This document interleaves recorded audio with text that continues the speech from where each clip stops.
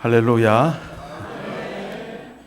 오늘 주 안에서 세워진 귀한 주님의 몸된 우리 영안교회 37주년 기념 특강 또 제3여전도의 헌신 예배로 말씀을 이 귀한 거룩한 강단에서 나눌 수 있도록 인도해 주신 우리 여호와 하나님 아버지와 우리 김치성 담임 목사님과 우리 장로님들 또 성도님들께 진심으로 먼저 감사를 드립니다. 오늘 이 뜻깊은 시간과 또 이 시간에 세 가지의 흐름을 가지고 말씀을 드리려고 합니다.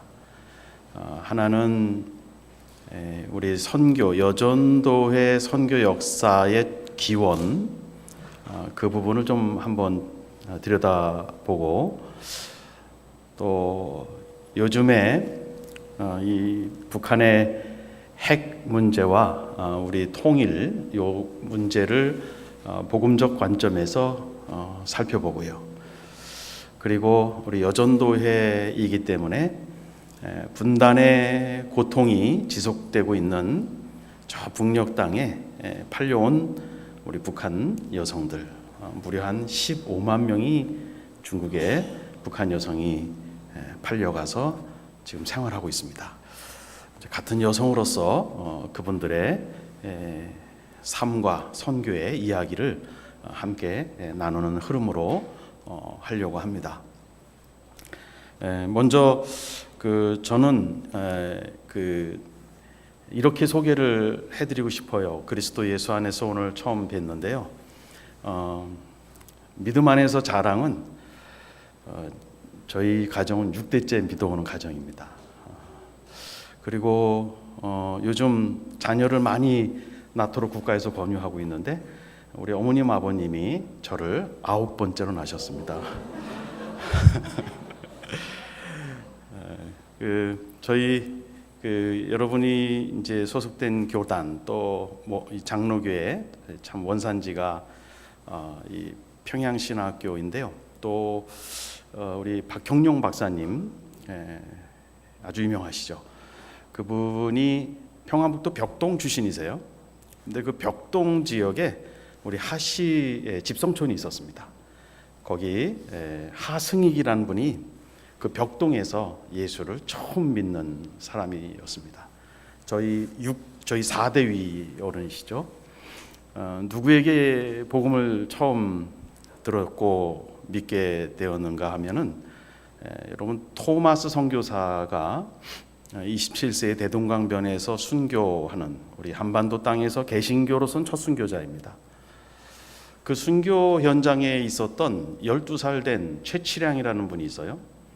그 최치량이라는 소년이 죽으면서 웬 서양 사람이 죽으면서 한문으로 된 성경책을 이렇게 대동강변에 뿌렸어요. 그래서 그거를 몇 권 주워다가 집에 가다가 이게 서양 사람이 준 책이라 뿌려진 죽으면서 뿌린 책이라서 좀 갖고 있기가 그래가지고 박영식에게 이 책을 줍니다. 나중에는 이 박영식의 집이 그 성경으로 이렇게 도배지로 사용되었고 거기가 널다리 교회가 되었죠. 그리고 거기가 지명을 따서 이제 장대현 교회로 바뀝니다. 1907년 부흥운동이 일어나고 지금은 거기가 그 장대현 교회가 지금은 김일성, 김정일 동상이 큰 동상이 세워져 있는 장소로 돼 있죠. 정말 안타까운 일이죠. 이제 그런 그 토마스 선교사의 죽음의 현장에 있었던 그 최치량이라는 소년이 나중에 평양 인근에서 장로님이 되세요. 그래서 그 최치량 장로님이 평양으로 볼일 보러 오신 우리 하승익, 우리 증조를 복음을 전해서 저희 가정에 복음이 들어옵니다. 그래서 우리 이제 이렇게 쭉 조카 또 이렇게 자녀들까지 합하면 6대가 되고요. 저희 아버님 어머님은 평양병원에서 근무하시다가 우리 큰형님이 7살 전 6.25 사변 때 신의주의 큰아버지 집에 보내고 1.4.5대 때 잠깐 피난 나오신다고 해서 못 올라가셨어요. 그래서 우리 큰형님은 북한에 아직 생존해 있는 걸로 저희들이 확인하고 있습니다. 그래서 이제 저희들이 이렇게 쭉 같은 부모님 밑에서 태어났지만 대한민국에서 태어난 저희들과 북에 두고 온 아들, 저희는 얼굴을 한 번도 못 봤습니다. 그러한 가운데에 성장을 했고, 저는 95년도에 북한 선교 소명을 받았고요. 지금까지 북한 선교의 선교 현장에서 또 연구로 이렇게 지금까지 인도해 주셨습니다. 지금은 이제 숭실대학교에 통일선도대학으로 지정이 된 숭실대학교에 평양에서 온 대학교입니다. 이제 그 숭실대학교의 일반 대학원에 기독교 통일 지도자 학이라는 신학과 일반 학문, 통일 선교 신학, 또 통일국가 경제론, 통일국가 법론, 통일국가 제도론 등등 이런 학문을 융합해서 가리키는 기독교 통일 지도자 학 석사 박사 학위 과정이 개설이 되었습니다. 거기를 이제 학과장으로 맡고 있고, 이제 기독교 통일 지도자 훈련 센터장을 맡고 있습니다. 그래서 오늘 저희 다룰 내용을 이제 다루도록 하겠는데요. 먼저 말씀드린 토마스 선교사부터 시작을 하려고 합니다. 존 로스 선교사 이야기를 하려면 이분을 먼저 해야 됩니다. 우리 존 로스 선교사하고 토마스 선교사는 중국 땅에 토마스 선교사가 와서 죽은 지, 한국 조선 땅에 와서 죽은 지 6년 후에 존 로스 선교사가 중국 땅에 옵니다. 그래서 토마스 선교사와 존 로스 선교사님은 전부 다 영국 분이에요. 토마스 선교사는 웨일즈 분이고 존 로스 선교사는 스코틀랜드 분이에요. 근데 두 분 다 스코틀랜드 성서공회사 파송을 받고 중국 선교사로 보냄을 받습니다. 근데 여기 토마스 선교사의 저는 저 부인을 여기 같이 띄워놨는데요. 제가 이제 이렇게 설교를 할 때 이 선교사의 고통이 있어요. 그리고 그것이 선교에 어떤 관계가 있는가, 이제 그걸 좀 말씀을 드리고 싶습니다. 이 토마스 선교사가 선교지 중국에 왔을 때 결혼하고 왔어요. 갓 결혼하고 왔습니다. 근데 우리 저기 있는 사모님이 1년 만에 중국에서 천국으로 부르심을 받습니다. 이해가 안 되죠. 다른 일을 하러 온 것도 아니고 선교하러 왔는데 결혼한 지 1년 정도 된 아내를 선교지에서 그것도 하나님이 데려가시니 이해가 안 되는 것이죠. 여러분, 우리 신앙생활 하다 보면 교회에 중직도 맡고 정말 이렇게 충성하고 헌금도 많이 하고 시간도 많이 드리는데, 그러면은 모든 일이 잘 됐으면 참 좋은데요. 근데 이상하게 어려운 일이 많이 닥치는 그런 일들을 경험할 때가 있어요. 이제 그런 일을 놓고 오늘 이 말씀을 잘 참고해 주셨으면 좋겠어요. 토마스는 아마 그게 이해가 안 됐던 것 같아요. 그래서 잠깐 선교사직을 떠납니다.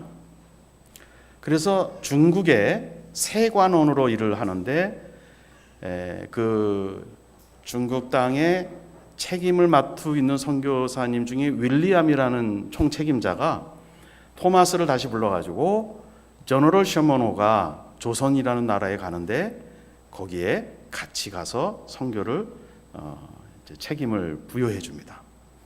다시 1년 만에 선교사직에 다시 복귀했어요. 그 저너럴 셔먼호를 타고 조선 땅으로 대동강으로 들어왔는데 그만 거기서 죽임을 당합니다. 순교를 당합니다. 지금까지 말씀드린 거 보면은 정말 뭐 이해가 안 되죠. 선교사가 부인도 죽고 본인도 27세에 조선 땅에 와서 죽고, 아마 저 부모님들은 더 이해가 안 됐을 거예요. 그런데 한번 볼까요?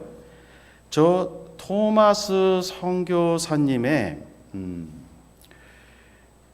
아까 말씀드린 대로 그 순교지에서 최치량이가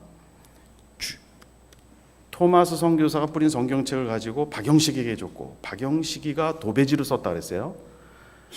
그런데 24년 후에 사무엘 마펫이라는 선교사가 평양 땅에 가서 토마스가 죽은 지 24년 후에 사무엘 마펫이 선교를 하면서 첫 교회로 예배를 드리기 시작한 게 바로 박영식의 집, 그 집을 널다리 교회입니다. 널다리. 여기 보시면 사무엘 마펫 선교사가 있어요. 1890년에 토마스가 죽은 지 24년 후에 이분은 미국 사람입니다. 평양에 가서 복음을 전하는 거예요. 그리고 오른쪽에 보면 이 평양에 박영식의 집이 이제 발전된 저 교회가 이제 널다리 교회입니다. 저 교회가 세워졌고요. 그리고 저 교회가 1906년도에 교회를 새롭게 건축을 합니다. 그래서 1906년도에 헌당을 해요. 그리고 그 다음 해에 저 교회 이름을 이제 장대현 교회라고 이름을 줬는데 저 지역이 장대제 언덕이에요. 그래서 장대현 교회라고 이름 바꿉니다. 그 다음 해에 성령이 저 장대현 교회에 강하게 역사를 합니다. 그래서 평양 대붕운동이 일어나는 거예요. 저는 여러분 토마스 선교사의 그 짧은 선교사의 생애, 조선 땅을 밟자마자 죽임을 당한, 어떻게 보면 그 부모로서는 이해하기가 어려운 일이었을 겁니다. 교회의 영역은요, 이 세상의 이성의 영역으로 이해가 안 되는 게 많아요. 그런데 하나님께서 그것을 이해할 때가 오게 해주셔요. 그때 하나님의 뜻을 알게 돼요. 여러분 혹시 여전도에서나 또는 교회에서나 또는 사역을 하다가 나는 이렇게 되길 원했는데 이렇게 하나님은 어려움을 주실까? 그런 상황을 맞이한 분이 있으시면 모든 이 힘든 이야기입니다. 모든 것에 내가 in Christ, 예수 그리스도 안에 있으면 모든 것이 하나님의 뜻대로 이루어지리라 믿으시기를 바랍니다. 저 교회 옆에 동그란 원이 있는데 거기에 어떤 할머님이 계세요. 저 할머님이 우리 개신교로서는 제1대 여전도회 회장입니다. 여전도회가 저 널다리 교회에서 시작이 돼요. 1898년도에 저 교회가 세워진 1894년도 이후 4년 후에 최초로 조선 땅에서 부녀자회, 부녀전도회, 이 여전도회 전신입니다. 그게 이제 세워집니다. 그리고 이신행 여사가 제1대 회장이 돼요. 한 20여 년을 회장합니다.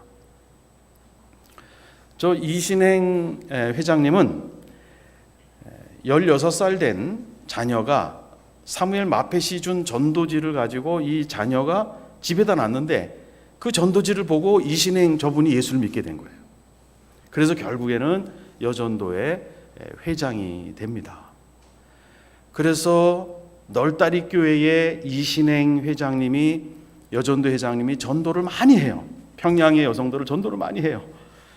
그래서 저 널다리 교회가 1906년도에 새로 건축할 때 많은 건축 헌금을 여전도에서 하게 됩니다.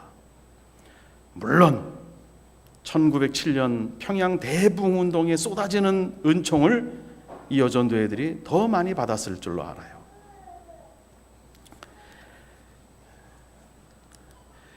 이제 우리 존 로스 선교사님 이야기인데요.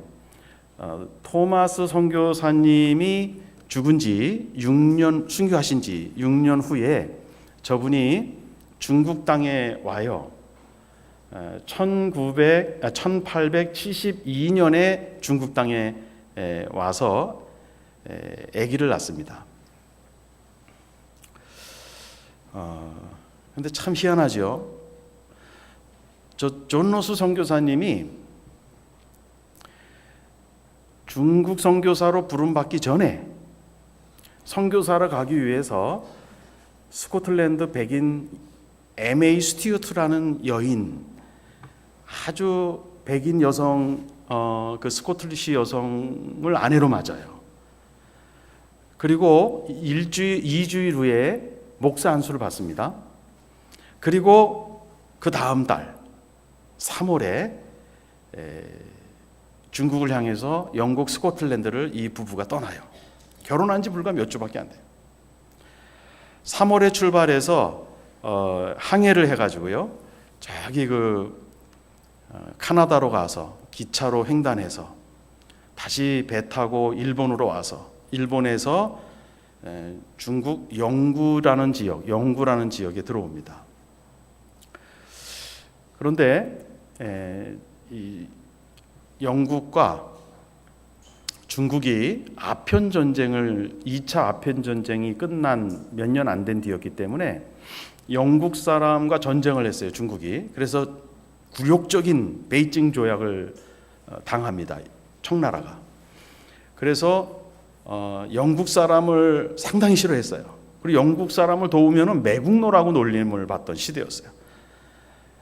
3월에 출발해서 10월에 중국 땅에 도착한 존 로스 선교사와 이 사모님, 메리 사모님이, 스튜어트 사모님, 메리 스튜어트, 집을 얻기가 힘든 거예요. 근데 이 아내는 임신을 했어요, 여행 중에. 이제 10월이니까 중국의 그 동북 삼성 그쪽은 춥거든요. 혹한이 몰려옵니다. 집을 못 구하는 거예요. 그래서 기록에 의하면 돼지구리 옆에 허름한 집을 얻었다 그래요. 그 좋은 수백 년 동안 돌로 된 너무 멋진 스코틀랜드에서 사시던 이분들이 흑한의 날씨를 그 허름한 집에서 나게 됩니다. 10월이 지나고 겨울이 지날 2월에 그 아이가 태어나요. 아이가 태어나자마자 그 다음 달 3월에 메리 스튜어트라는 이 여인이 결혼한 지 1년도 안 됐는데 하나님이 데려가십니다.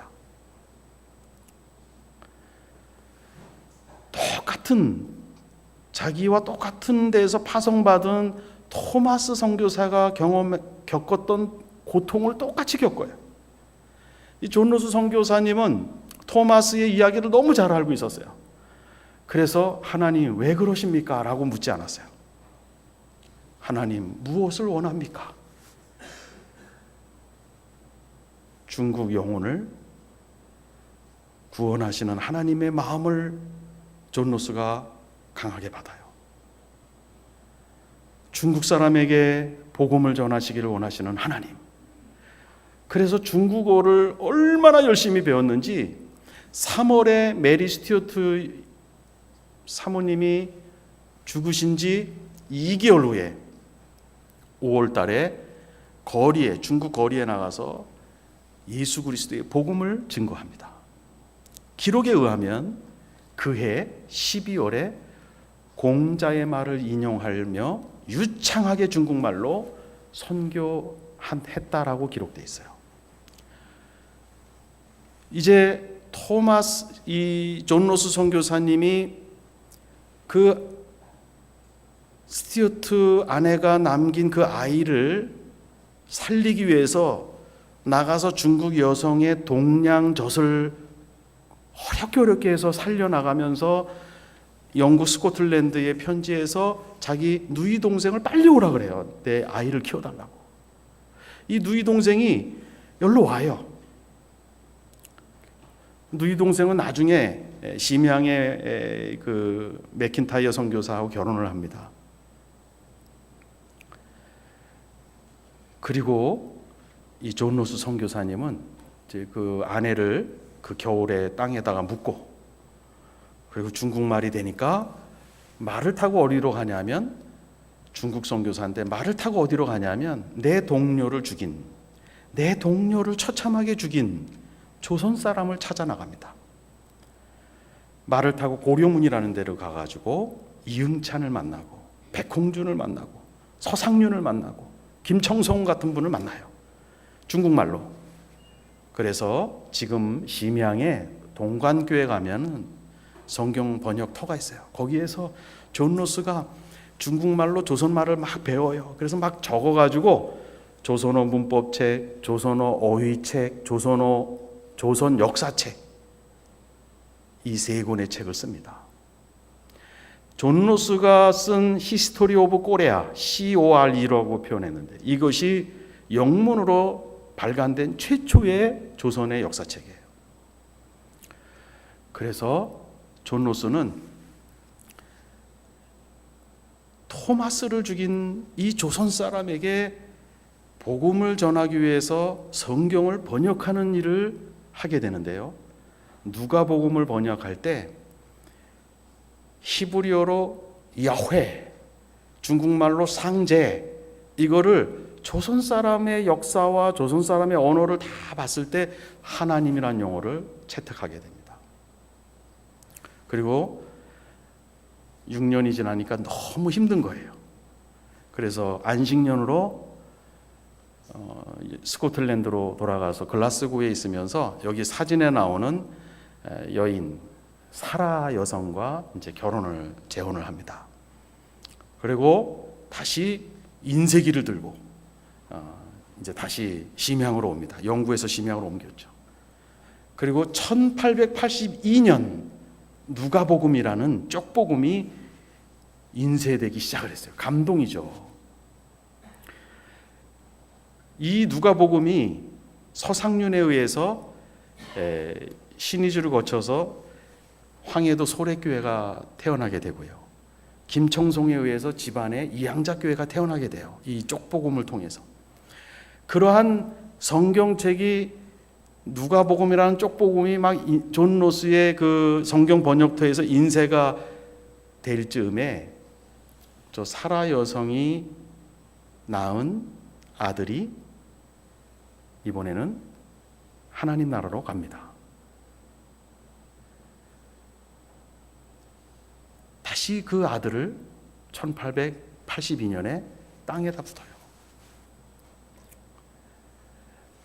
그리고 이제 조선과 미국이 수교를 맺고 언더우드 아펜셀러 선교사들이 들어옵니다. 서상윤이가 소래교회에 있을 때 세례를 받고 싶었지만 존 로스가 들어올 수가 없었어요. 세국 정책 때문에. 그런데 서울에 목사가 들어왔다 하는 얘기를 듣고 서상윤과 16명이 짐을 싸가지고 황해도 소래에서 서울로 내려와요. 그래서 언더우드를 찾아가서 세례를 받습니다. 언더우드가 선교 편지에 이렇게 씁니다. 나는 씨를 뿌리러 왔는데 열매를 거두고 있다. 그리고 1887년에 서상윤을 장로로, 나머지를 세례를 줍니다. 장로와 목사가 있는 최초의 조직교회가 태어나는 순간이었어요. 1887년. 그때 존 로스는 신약 성경을 다 번역해서 찍어내기는 해였습니다. 서울에서 언더우드에 의해서 세례와 조직이 갖춰진 교회가 태어난 그 교회가 오늘날 광화문에 있는 세문안 교회입니다. 여러분, 이제 제가 말씀드리려고 하는 이야기는 이겁니다. 하나님이 우리를 얼마나 이 땅을 사랑하셨으면 언더우드와 아펜셀라가 들어오기 전에 성경이 조선말로 번역되어진 성경을 가지고 예수 믿는 사람들이 평안도와 집안에 간계 지방에 많이 있었어요. 그게 세계 선교 역사에 정말 특별한 나라예요. 조선 나라가 특별한 은총을 하나님이 우리에게 베풀어 주신 거예요. 근데 여러분, 이제 거꾸로 생각을 해보세요. 그러한 은총이 있기까지 만일 존 로스 선교사가 중국말을 배우는 시간이 몇 년이 걸렸다면 이렇게 선교사가 들어오기 전에 성경이 번역된 조선말로 번역된 성경이 있을 수가 없었을 거예요. 존 로스 선교사가 중국말을 그렇게 빨리 배울 수 있었던 그 이유는 바로 메리 스튜어트 여인의 죽음이었습니다. 그 메리 스튜어트 여인은 이 사진에 나오질 않아요. 이 사진에 나오진 않지만 그 여인의 죽음의 장소가 선교지였습니다. 그리고 와서 한 것은 선교지를 밟고 그리고 죽은 거예요. 그리고 그것을 받아들이는 존 로스는 하나님 왜 이래요가 아니라 주의 뜻이 무엇입니까? 라고 묻는 거였어요. 그리고 지금 이 시대에 돌이켜보면 이 조선 땅을 향한 하나님의 특별한 은총을 베푸시기 위한 하나님의 섭리였음을 보게 됩니다. 우리 사랑하는 제3 여전도의 회원 여러분, 여러분은 오래오래 사셔야 됩니다. 아주 장수하셔야 되고요. 그런데 그 정신만은 꼭 기억해 주세요. 내가 있는 지역이 내 삶에 하루에 24시간 중에 내가 있는 지역, 내가 땅을 딛고 있는 게 교회고, 내가 땅을 딛고 있는 그 시간에 땅을 딛고 있는 것이 복음을 증거하는 그 시간에 그 땅을 딛고 있는 그 시간이라면 여러분들의 그 하나의 행위 하나가 하나님의 관점에서 보면 하나도 버릴 것이 없고 그 모든 하나의 행위가 하나님의 구속의 역사에 빛나게 하나님 나라에 기록되어지고 하나님 섭리가 펼쳐지고 있음을 믿음으로 보시기를 바랍니다.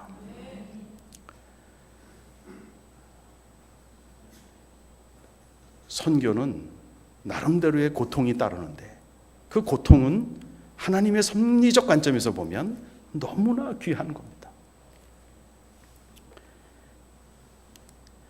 이제 우리 여전도회 저는 헌신 예배이면서 또 우리 창립 37주년 기념 강좌이기 때문에 이제 이 내용으로 잠깐 넘어가려고 해요.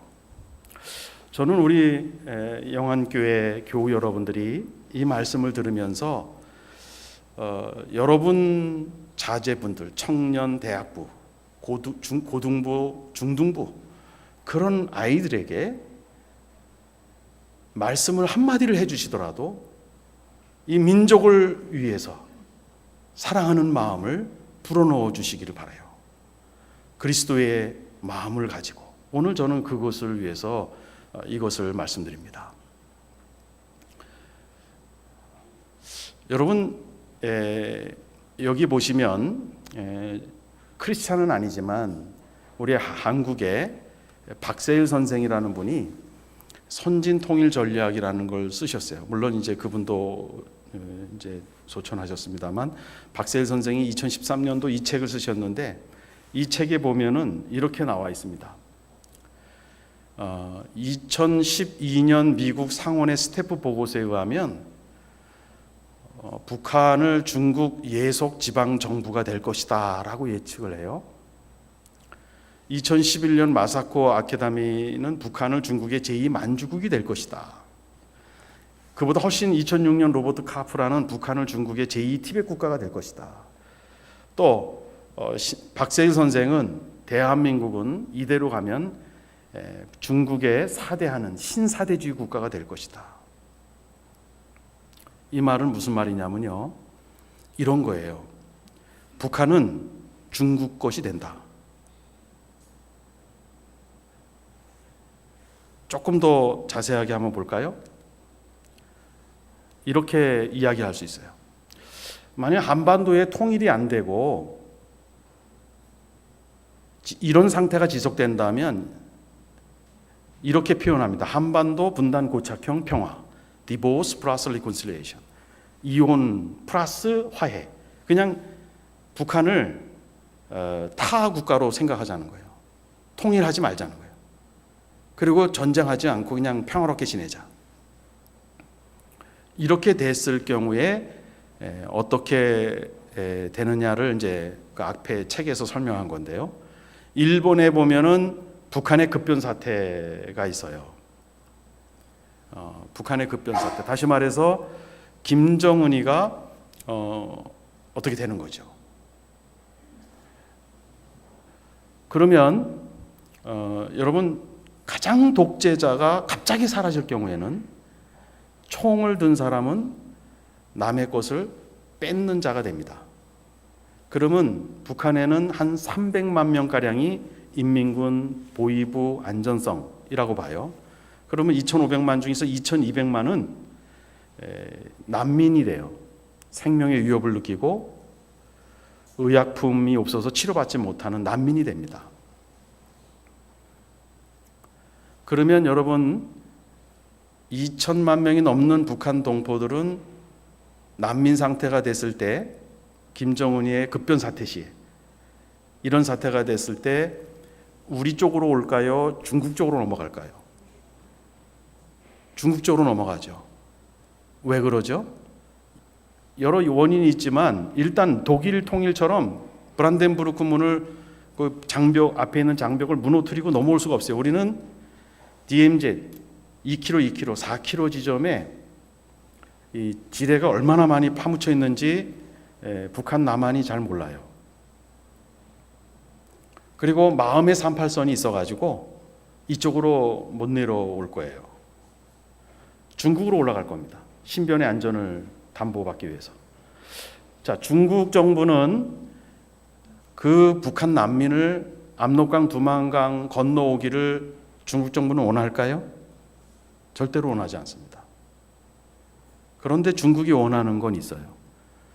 동북 3성 중에 길림성, 흑룡강성이 31개 성 중에서 경제 발전이 굉장히 낮아요. 그러기 위해서는 두 가지가 북한에게 탐나요. 중국의 입장에선. 북한이 갖고 있는 광물, 그리고 북한이 갖고 있는 동해바다입니다. 중국 길림성하고 흑룡강성은 바다를 끼고 있지는 못해요. 그래서 중국은 오래전부터 20-30년 전부터 동북공정, 다시 말해서 고구려는 중국의 예속 지방 정부였다. 이거를 계속 교육을 시켰어요. 그럼 이제는 그걸 문화화 시켜요. 동북 문화화. 중국이 그 수십 년 동안 작업해온 대로 저런 상태가 되면 중국은 친중국 지도자 세울 거예요. 그러면 중국은 북한의 동해바다의 3번입니다. 중국 동해바다에, 북한 동해바다에 중국 어선이 수도 없이 뜰 거예요. 그걸 지킨다는 명분으로 중국 군함이 뜰 겁니다. 그리고 중국 군함이 어디에 항구를 두냐면 천진항을 항구로 두고 있기 때문에 우리 쪽으로 자기네 어선을 지킨다는 명분으로 군함들이 오고 갈 거예요. 그러면 휴전선은 더 이상 휴전선이 아니라 국경선이 됩니다. 그러면 우리가 미국과 교역량이 1년에 100조, 터플리 100조라고 봤을 때 지금 현재 중국과는 교역량이 한 200조 정도가 돼요. 그러면 중국의 영향을 급격하게 더 받게 돼요. 대한민국 정부가 어떤 정책을 결정하더라도 중국에서 그거 안 된다 이렇게 하기 시작하면 그 결정을 필 수 없는 우리 국가가 됩니다. 민족 자결주의의 상실이죠. 사드가 그것의 전초전이죠. 대한민국 민족 자결주의가 상실되는 순간 그거를 우리는 신사대주의 국가라고 불러요. 여러분, 우리가 중국에 조선시대 영화 보면은 왕이 되려면 중국의 윤호를 받아야 되는 게 있었고, 거기서 벗어난 게 1895년 일본과 청나라가 전쟁에서 일본이 이기면서 우리가 어부지리로 중국의 사대주의에서 벗어났어요. 그리고 곧바로 일본의 식민지가 됐습니다. 그리고 1945년 해방이 됐고 6.25 사변을 끝내고 지금 이 60년 가까운 세월 동안 요 동안 우리가 중국을 너무 룩다운 본 거예요. 너무 중국을 깔본 거예요. 요 기간 동안만 그렇게 된 거예요. 외국 사람들이 오면은 세계의 G2 중국, 미국, 우리 대한민국은 대한민국 사람은 중국을 너무 깔보고 북한은 미국을 너무 깔봐가지고 외국 사람들이 놀랜다 그러잖아요.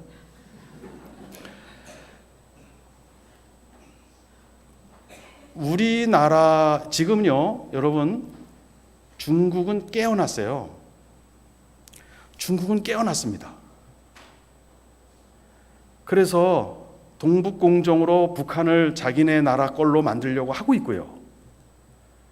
그리고 대한민국을 길들이기로 들어가고 있어요. 근데 제가 지금까지 말씀드린 미국, 일본에서 학자들이 또 연구기관에서 나온 북한은 중국의 것이 될 것이다. 대한민국은 이 상태로 가면은 중국의 신사대주의 국가가 될 수도 있다.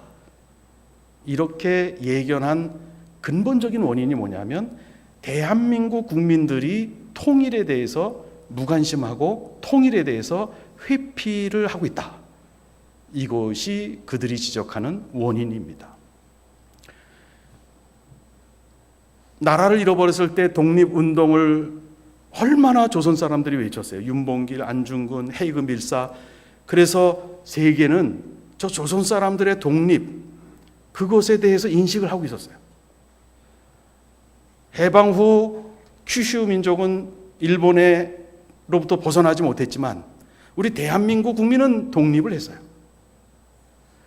그런데 분단 국가에 사는 대한민국 국민이 통일에 대해서 점점 무관심해요. 그 회피론에 들어가요. 북한이 미사일을 쏘도 우린 너무 피곤해 이제는. 또 쐈나 보다. 이렇게 지금 우리는 뭔가에 무감각해 있어요. 너무 피로감에 쪄들어 있어요. 우리도 먹기 살기 힘든데 왜 우리가 통일해서 북한까지 책임져야 되느냐. 이것이 초등학생들의 생각입니다. 이거를 학자들이 봤어요. 그리고 이러한 시나리오를 발표를 하는 겁니다. 저는 우리 영환교회에 있는 우리 어른들뿐만 아니라 저는 청년부, 대학부, 고등부, 중등부 아이들이 이러한 중국에 너무 간섭을 받는 이러한 국가에 살기를 우리 모두는 원치는 않아요. 오히려 우리 교회의 청년부, 대학부, 중등부, 고등부 학생들이 통일을 이루고 통일국가의 주역으로 살기를 원하죠. 그러기 위해서는 우리는 분단국가에 세워진 교회로서 우리 아이들, 우리 청년들에게 국가를 생각하는 애국심을 복음과 함께 일어날 수 있도록 우리가 힘을 써야 된다라고 믿습니다.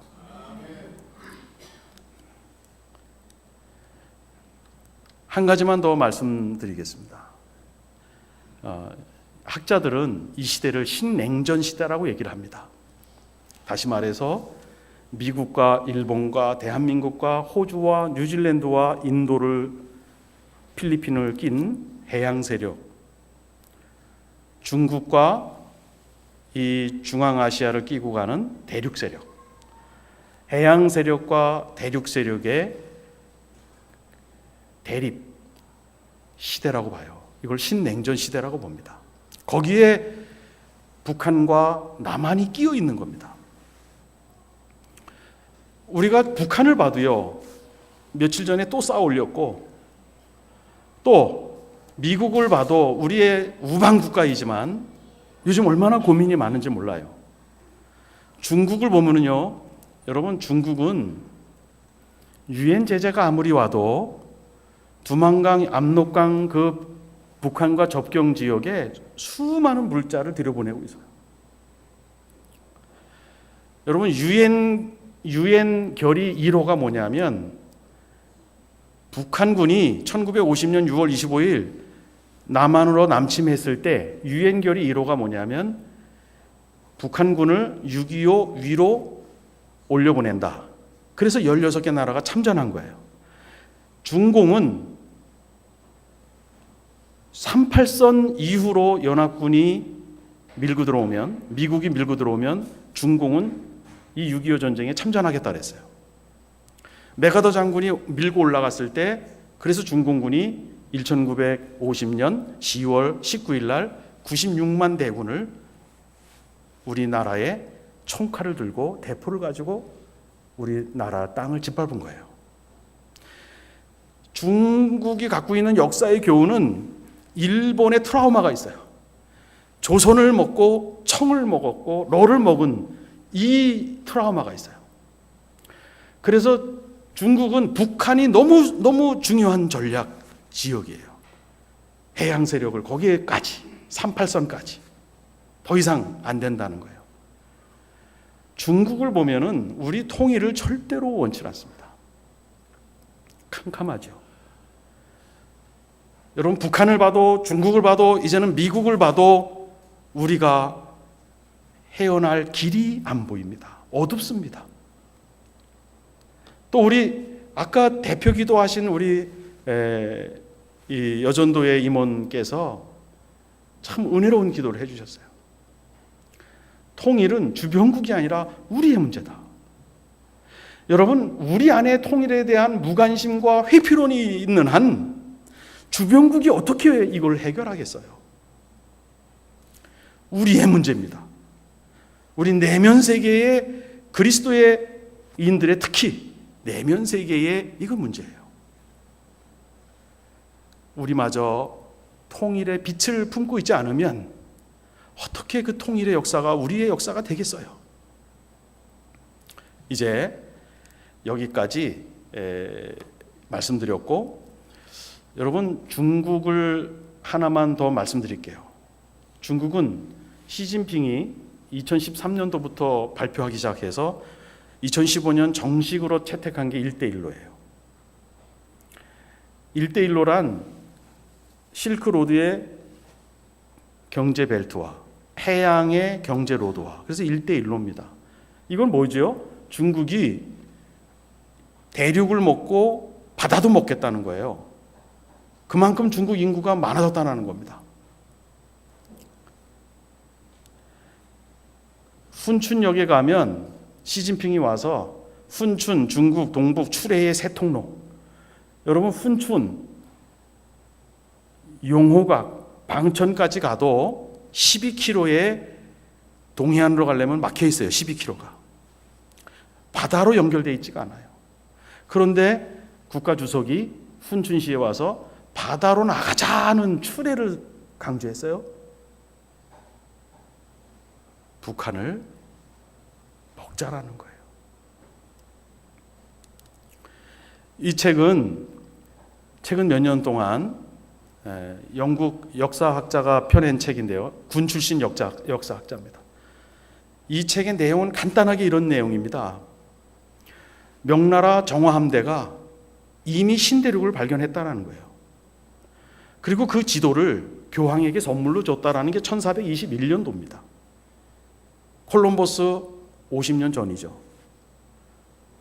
두 번째 중국의 정화함대에서 취합한 정보를 중국의 그 사절단이 교황에게 준 내용을 가지고 유럽에 르네상스가 일어났다는 거예요.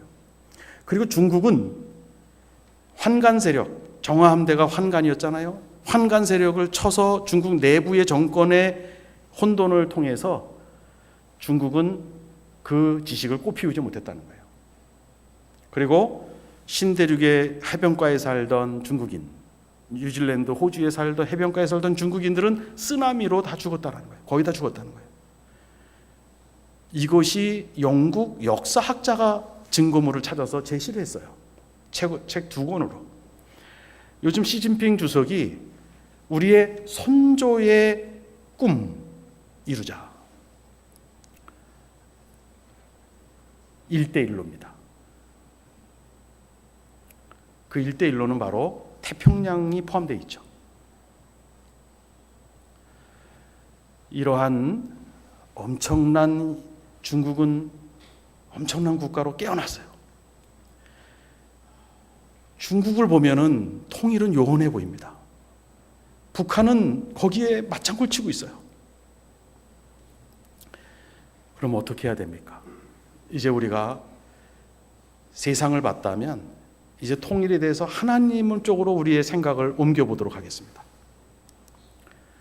여러분, 그러면 우리가 통일했는데 성경에는, 그리스도인은 성경에서 출발해야 돼요. 성경의 통일이라는 용어는 어디에 나오나요? 성경의 66권 가운데 2번 나옵니다. 2권이 다 에베소서에 나옵니다. 에베소서 1장 10절, 에베소서 4장 6절에 나와요. 에베소서 1장 10절 아까 봉독했습니다. 우리 함께 다시 한번 읽어볼까요? 시작.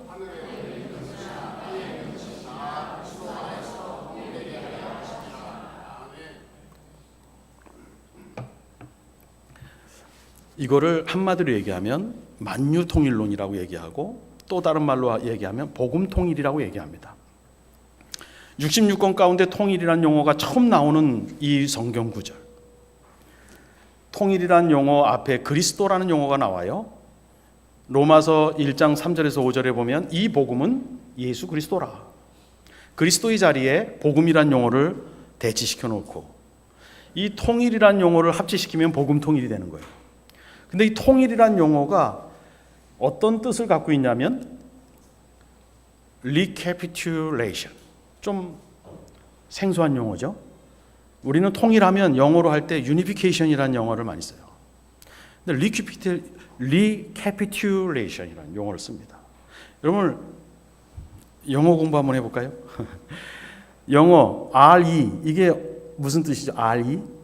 다시. 캡은 뭐죠? 캡 모자. 캡, 머리라는 뜻입니다. 머리. 이 말은 무슨 뜻이냐면 이레니우스 초대 교부학자는 요거를 통해서 총괄갱신 이론을 얘기해요. 뭐냐면 둘째 인류의 머리로 오신 예수 그리스도를 통해서 만유가 새롭게 된다는 거예요. 다시 말해서 하나님이 첫사람 아담을 통해서 모든 만유가 연결되게끔 했는데 창조주를 사랑하지 않았고 순종하지 않았어요. 그래서 예수 그리스도 하나님 자신이 이 땅에 와서 육신을 입고 세상에 와서 십자가에 죽으셨어요. 그게 바로 새로운 머리예요. 그래서 이 예수 그리스도는 하나님을 절대적으로 사랑했고 하나님을 100% 순종했어요. 그 예수 그리스도를 중심으로 하늘에 있는 것이나 땅에 있는 것이 everything 다 그리스도 안에서 하나가 된다. 이것이 바로 통일입니다. 이것이 바로 만유의 통일론입니다. 하나님의 만유의 통일의 일부가 남북한 통일이에요.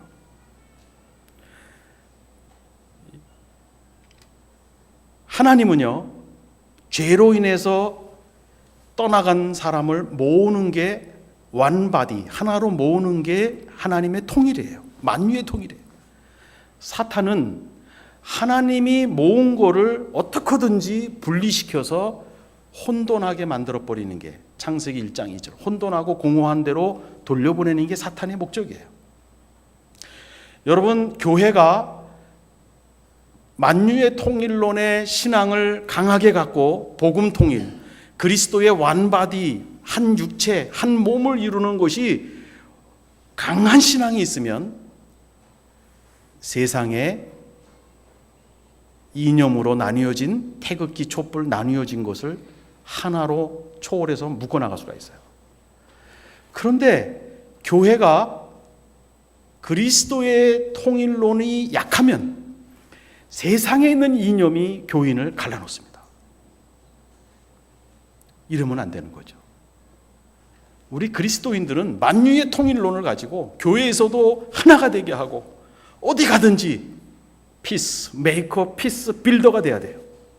그것이 하나님의 자녀로서의 사람들입니다. 구약으로 한번 가보겠습니다. 우리 아까 봉독해 주신 본문입니다.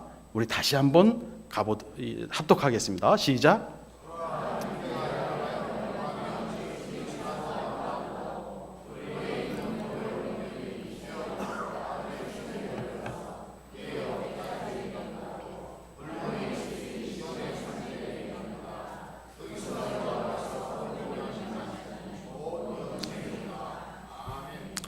여러분, 이제 우리 하나님 말씀 안으로 들어왔어요. 미합중국 제16대 대통령 에브라함 링컨이 우리가 알기로는 흑인 노예 해방 전쟁의 큰 대통령으로 기억하고 있어요. 그런데 그건 표피적인 이유예요. 에브라함 링컨이 왜 미국인에게 그렇게 존경을 받는 진정한 이유는 하나의 미국을 만들었기 때문에 그래요. 그 당시 인구가 미합중국 인구가 3천만 정도였어요. 우리 남한 인구보다 적었습니다. 그런데 그때 남북 전쟁에서 죽은 군인의 숫자만 민간인 빼면 60만 명이 죽었어요. 그것을 이끄는 대통령으로서 얼마나 고통스러웠겠어요. 그래서 에브라함 링컨은 어머님이 물려주신 트럼프 대통령도 오바마 대통령도 링컨의 어머님이 물려주신 그 성전 위에다 손을 얹고 선서했죠. 그 성서를 붙들고 기도할 수밖에 없었지 않겠어요? 그럴 때 여러분, 에브라함 링컨이 만유의 통일이 하나님의 뜻이다. 그리고 이 다윗의 통일론을 보면서 하나의 미국이 되는 것을 지켜낸 거예요. 독일 통일을 이룬 바이제코 대통령도 바로 신학을 했습니다. 그도 성경의 통일론과 다윗의 통일론을 가지고 독일의 통일을 이루어내는 정책을, 제도를 만들어낸 거예요. 여러분, 다윗의 통일론이라는 것은 12지파가 얼마나 갈등이 심했는지 몰라요. 어머니가 6명이야. 야곱의 아내 4명, 요셉의 아내까지 합쳐서 이게 이 엄마가 달라요. 그러니까 지파 간의 갈등이 얼마나 셌는지, 가데스 바네아에서도 두 지파는 들어가자, 10지파는 안 된다. 저기서 찬성하면 무조건 반대하고. 그러니 이것이 방황주의를 할 수밖에 없는 거예요. 가나안 땅에 들어와서도 얼마나 전쟁이 있었는지 사사기를 보세요. 동족끼리, 12명의 형제끼리 얼마나 죽였는지 몰라요. 400년 동안. 그리고 나서 사무엘이라는 선지자가 나오고 사울을 왕으로 삼고 그 다음에 다윗을 왕으로 삼아서 처음으로 12지파를 통일시킵니다. 그런데 수도까지 예루살렘으로 정해놨어요. 그런데 마음의 통일이 안 되는 거예요. 마음의 통일이 안 되는 거예요. 저 사람만 보면 은혜가 떨어져. 저 사람만 보면 유대인이 암기력이 좋잖아요. 몇 대째 우리 집안을 다 몰살시킨 지파야. 이 가슴이 냉랭해지는 겁니다. 정치적 통일을 이룬 다윗은 그것의 해결을 당연히 하나님 앞에 물었겠죠. 그때 하나님이 주신 말씀이 복음이었어요. 하나님의 임재가 복음이거든요. 하나님의 오심이 복음이듯이 임재의 처소인 법궤를 예루살렘으로 가지고 와라. 그래서 오베데돔에 있는 법궤를 짊어지고 예루살렘으로 들어올 때 너무나 기이한 영이 내려왔어요. 다윗을 이상한 춤을 추게 했어요. 사무엘하 6장 15절에 보면 12지파의 온 장로들도 다 기뻐했어요. 마음의 통일이 이루어진 겁니다. 그때 다윗의 입이, 사무엘하 6장 때에 다윗의 입이 열리고 나온 시편이 133편 시편입니다. 형제가 연합하여 동거하며 어찌 선하고 아름다운고. 2절을 볼까요? 머리, 이거는 위라는 뜻이에요. 시적 표현입니다. 보배로운 기름, 이것은 영이에요. 르하흐입니다. 기름이 어디에 내렸습니까? 아론이라는 것은 대제사장이에요. 이건 유대인들의 시입니다.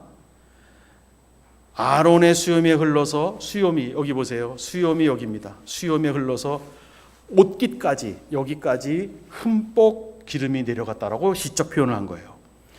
가장 강조하고 싶은 것을 생략함으로 가장 강조하는 시적 표현이었어요. 뭐냐면 여러분 대제사장 가슴에는 판결 흉패가 붙어 있어요. 12지파 이름이 여기 붙어 있는 거예요. 이거를 다 흥건히 적셨다라는 것을 표현한 거예요. 이 말은 바로 사무엘하 6장에 법궤가 예루살렘에 들어올 때, 복음이 들어올 때 위에서 영이 12지파의 다윗에게 흥건하게 내려오었다는 거예요. 다 기뻐하고 저 사람의 저 지파에 대한 찌꺼기와 분노와 이 갈등이 눈 녹듯이 내려가고 부둥켜하고 기뻐했다는 거예요.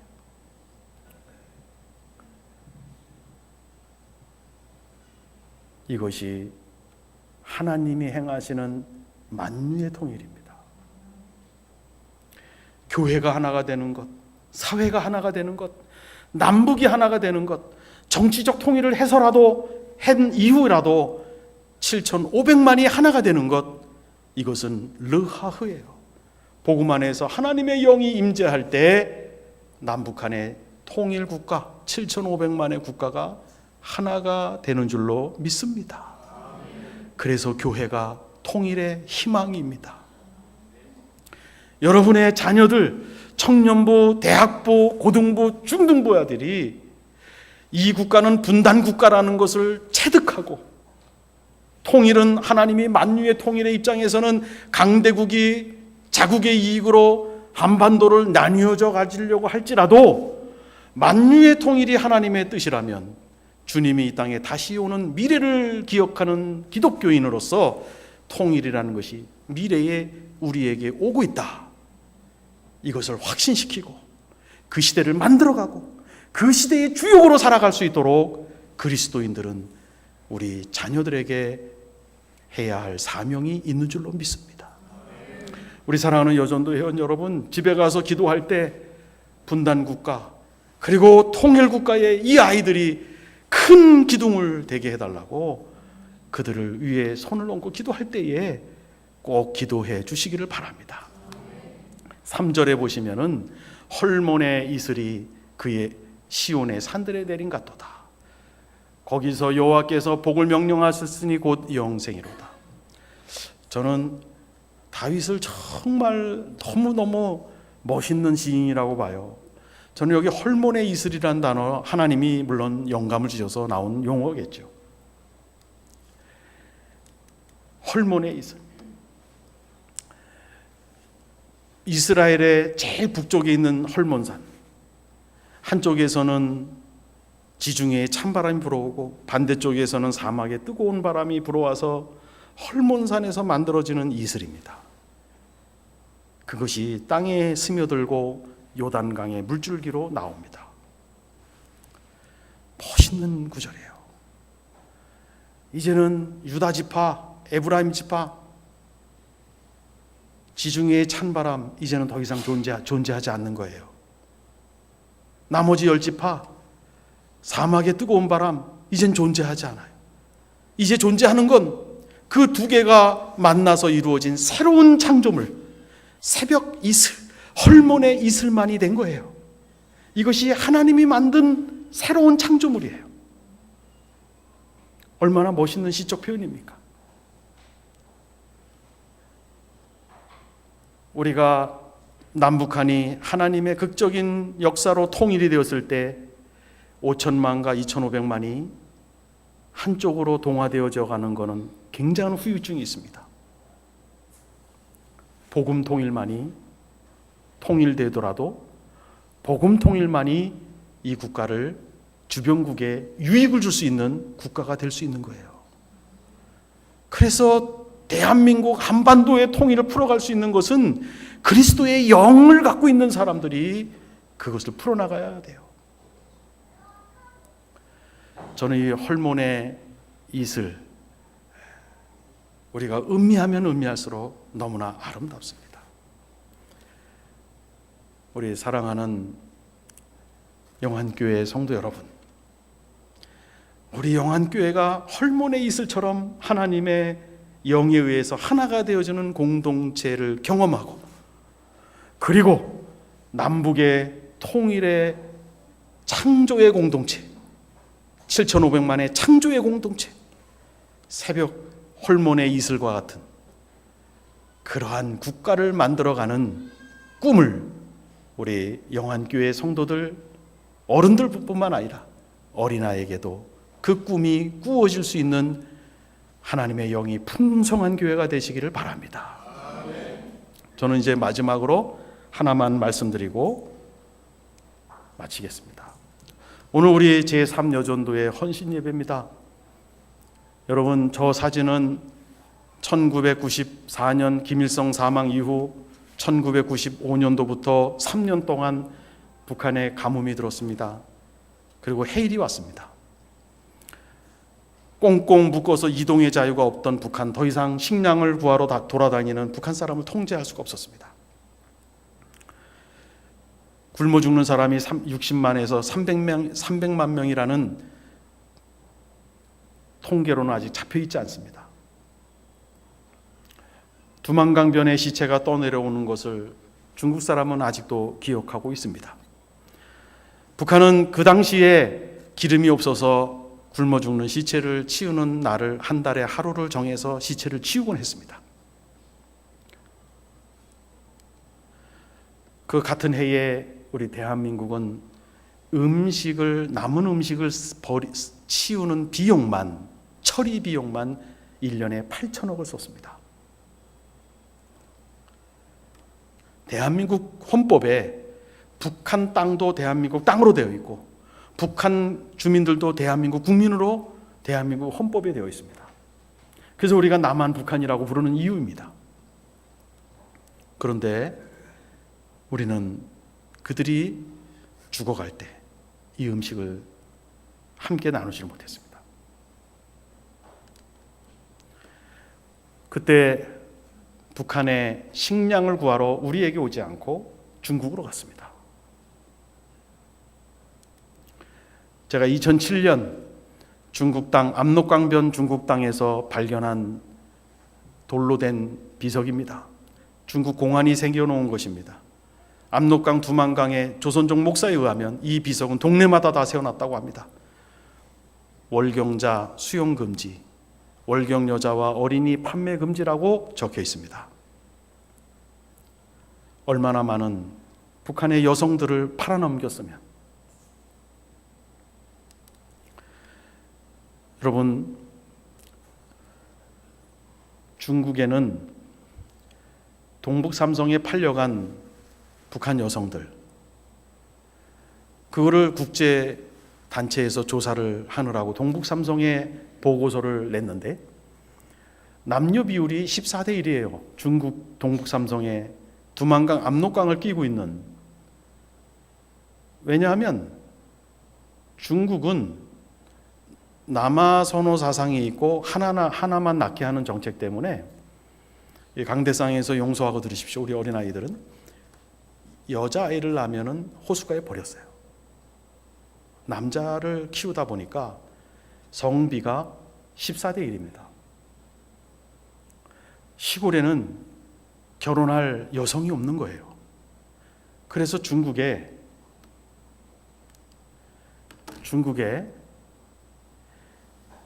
31개 성에 어떤 일이 벌어졌냐면, 도시에 있는 여성을 돈을 벌게 해준다, 벗어 따라가자, 이렇게 해서 시골에 데리고 와서 브로커들이 돈 받고 팔아넘기고, 그러면 이 여성은 집에 열쇠로 갇혀진 상태에서 결혼 생활을 해요.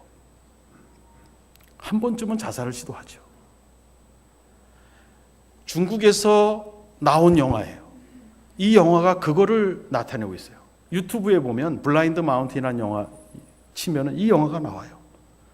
이 영화는 북한 여성은 없지만 북한 여성이 이렇게 당했겠구나, 이렇게 처절하게 살았겠구나라는 것을 느낄 수가 있어요. 여러분, 북한은요, 조선시대가 끝난 다음에 근대화, 현대화 과정이 없었어요. 김일성 독재로 곧바로 넘어왔습니다. 그래서 집안에 무거운 짐을 짊어지고 가는 것은 전부 다 여성의 몫이었어요. 굶어 죽는 아이를 살리려고, 남편을 살리려고 집안에 옥수수랑 바꿔올 만한 물건이 있으면 그걸 메고 압록강 두만강을 건넌 게 대부분의 여성이었어요. 그러니 중국에 있는 이 브로커들은 그때의 이 북한에서 넘어온 여성들에게 수면제 탄 물과 포도, 이 콜라를 먹이고 멀리 배달 가는 기름값을 아끼려고 지하실에 10명이 차기까지 가둬놓고, 그리고 봉고에 10명을 싣고 배달을 나가는 거예요. 그렇게 팔려갔습니다.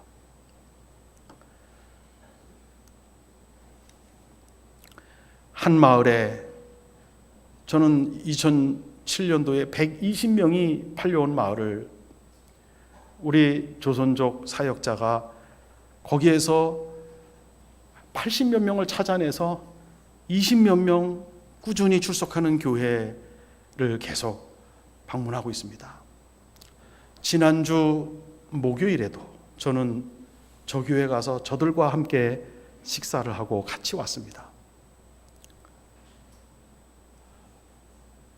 저들은 북에 아이들이 있고 북에 남편도 있어요. 그런데 이렇게 팔려왔습니다.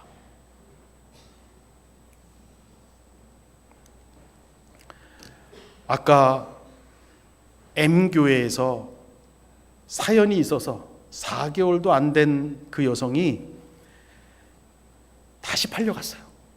아까 M교회에서 8시간 이상 차 타고 와야 되는 곳에 팔려갔어요. 근데 그 마을에는 팔려온 여성이 400명이래요. 시장에 가면은 조선말을 하는 사람들끼리 말이 통해요. 근데 여러분, 그 여인이 가서요, 교회 생활 4개월도 안 한 그 북한 여성이 가서 모아놓고 예배를 드리고 있어요. 여기에 있는 저 사진은 제가 작년에 그곳에 가서 찍어온 사진입니다. 다 북한 여성입니다. 어느 한 교회의 도움으로 그들을 위해서 교회를 그쪽에 지어주고 쉼터를 지어줬습니다. 여러분, 지금 이 여성들이 낳은 자녀들이 10만에서 15만 명이 있는 거예요.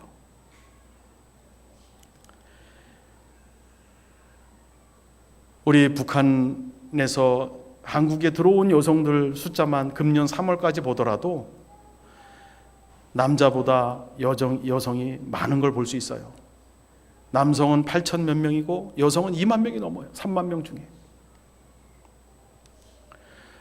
2015년도부터는 우리 북한의 탈북자들 중에, 자녀들 중에 북한에서 태어난 자녀들보다 중국에서 태어난 자녀가 더 많이 들어오고 있어요. 지금도 계속 분단의 고통이 이어지고 있습니다. 저는 이 영화를 보고 너무 부러웠어요. 이 영화는 런 보이 런이라는 영화인데요. 왜 제가 이걸 감명을 받았냐면, 저 아이가 유대인 아이예요. 엄마 아버지는 수용소에서 가스실에서 죽었어요. 저 아이는 간신히 탈출했어요. 부모가 유언이 너 유대인이라는 것이 숨기고 어떻게든 살아남아라. 저 아이는 뛰고 해서 유럽의 어느 구석의 시골에 가서 유대인인 걸 숨기고 살아갑니다. 그런데 어느 날 차를 타고 양복 입고 모자 쓴 사람이 자기에게 찾아와서 너 유대인인 거 안다. 이 아이가 깜짝 놀라가지고, 근데 그 사람이 하는 말이 이스라엘이 독립됐다. 국가가 됐다. 너를 찾으러 왔다는 거예요. 1948년 이스라엘이 나라 잃어버린 지 2000년 만에 독립이 됐어요. 그런데 흩어져 있는 유대인 작은 아이까지도 다 어디 숨어 있든지 찾아서 독립된 국가의 국민이 되게 하는 거예요. 그리고 저 영화의 말미에는 저 아이가 성인이 되어서 자녀들과 손주들과 함께 이스라엘 텔아비브 해변가에서 행복하게 삶을 살고 있는 걸 보여주고 있습니다. 여러분, 우리가 눈을 떠야 하는 것은 통일국가가 복음으로 통일국가가 되었을 때 분단의 과정 속에서, 고통 속에서 흩어져 버린 북한 사람들, 북한 여성들, 그들이 낳은 자녀들 한 명도 남김없이 다 찾아서 통일국가의 국민이 되게 하고 당당하게 살게 하고 당당하게 예배를 드릴 수 있게끔 우리가 지금부터 기도로 준비해야 될 줄로 믿습니다. 기도하겠습니다. 사랑의 하나님, 우리 영안교회 성도님들, 특별히 헌신 예배 드리는 제3여전도회 회원들, 우리 영안교회의 청년들, 대학생들, 고등부, 중학생들 모든 한 분 한 분 하나님 통일국가를 이루고 분단을 해결하고 통일국가의 하나님의 섭리에 놀랍게 쓰임받는 귀한 하나님의 백성들이 되게 하여 주시옵소서. 지금도 분단의 고통이 이어지고 있습니다. 수많은 여성들이 저 중국 땅에서 죽지 못해 한탄하며 살아가고 있습니다. 주여, 저들을 불쌍히 여겨 주시옵소서. 하나님, 우리 영안교회의 37주년 기념 광자요, 이제 통일을 준비하고 북한 복음화를 준비할 그 마음이 곧 이 나라를 살리는 애국의 마음이라는 것을 다시 한번 마음속으로 보게 하여 주시옵소서. 하나님 아버지, 우리 제3여전도의 헌신 예배로 하나님 앞에 드립니다. 하나님, 우리 같은 형제자매들, 우리 자매들이 이렇게 고통을 받고 있는데 우리가 그들을 위해서 기도하다가 그들의 존재를 기억해주고 기도하다가 그리고 통일이 되었을 때 그들을 만나 내가 당신들을 기억하고 기도하고 이날을 기억하고 기다려왔노라고 고백할 수 있는 우리 여전도회가 되게 하여 주시옵소서. 또 중국 땅을 방문하여 그들의 손을 잡고 함께 울며 기도하며 당신이 여기서 혼자 있는 것이 아니라 한국의 수많은 성도들이 당신들을 위해서 기도하고 있음을 함께 예수 안에서 교제하며 나누게 하여 주시옵소서. 하나님, 우리 영안교회를 축복하여 주시고 귀하게 들어 사용하여 주시고 만유의 통일이 이루어지는 놀라운 교회가 되게 하여 주시옵소서. 존귀하신 우리 주 예수 그리스도 이름으로 기도 올리옵나이다. 아멘.